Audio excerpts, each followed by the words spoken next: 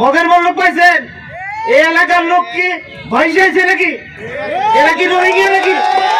রাস্তা দিতে হবে। রাস্তা করার পরে ব্রিজ করবেন, কালভার্ট করবেন, রাস্তা করবেন বড় বড়, অসুবিধা নেই তো। এটাও তো আমাদেরই সম্পদ। এটা আজকে 100-150 বছর হয়ে গেছে এই বছর এই রাস্তাতে আমরা চলাফেরা করতেছি। এখন আপনারা আমাদের রাস্তা বন্ধ করে দিচ্ছেন। এই রাস্তাটিকে আমরা কি গ্রামবাসী আমরা সবাইকে পচাই আমরা এই গ্রামে মরবো? আমরা এটা চান, আমাদের ভালো চান, আপনাদের ভালো আমরা চাচ্ছি, আপনারা আমার ভালো চাচ্ছেন না।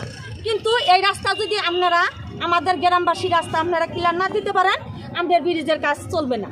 ব্রিজের তারা সম্পর্কে যারা আজকে এখানে 30-35 বছরের কম তারা হয়তো জানেন না, কিন্তু 30-35 বছরের বেশি যাদের বয়স তারা জানেন এই রাস্তাটা কত গুরুত্বপূর্ণ রাস্তা। এই রাস্তা দিয়ে পশ্চিম অঞ্চলের যত মানুষজন পূর্ব অঞ্চলে যাতায়াত করতো, এই সেই রাস্তা।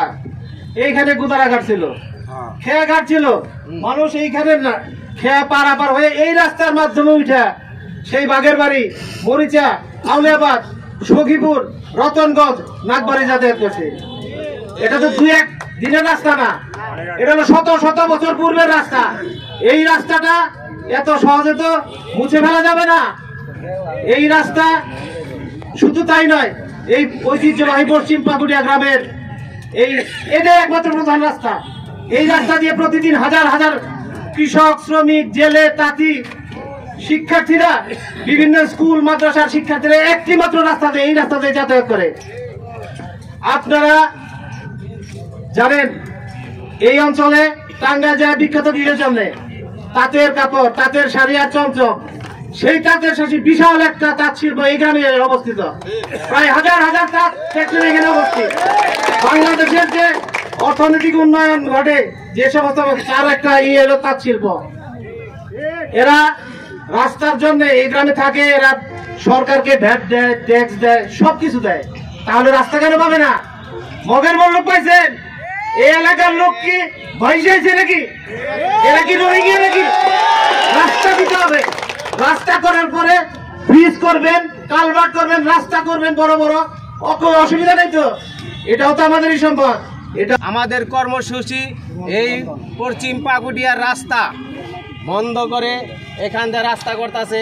এটাও সরকারের রাস্তা, ওইটাও সরকারের রাস্তা, ওইটাও জনগণের কল্যাণের জন্য, এটাও জনগণের কল্যাণের জন্য। আমাদের দাবি হলো আমাদের এই গ্রামবাসী এইখানে 400 খানা আছে, 1500 মতন মানুষ বসবাস করি। আমরা কোন দিক দিয়ে যাব? তারা আশ্বাস দিছিল, এই দেখেন একটা ম্যাডাম আসছিল, এই কার্ড দিয়ে গেছে, তারা বলছে 20 দিনের ভিতরে রাস্তা করে দিব।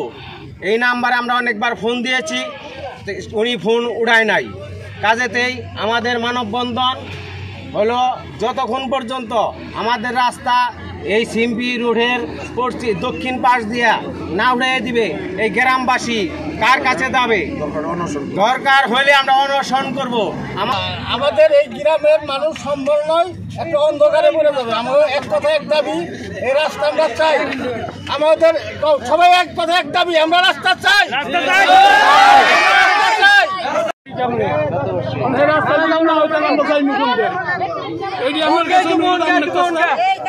রাস্তা দিতে হবে। কি চান আপনারা? রাস্তা চাই আমরা, শুধু রাস্তা চাই, শুধু রাস্তা চাই।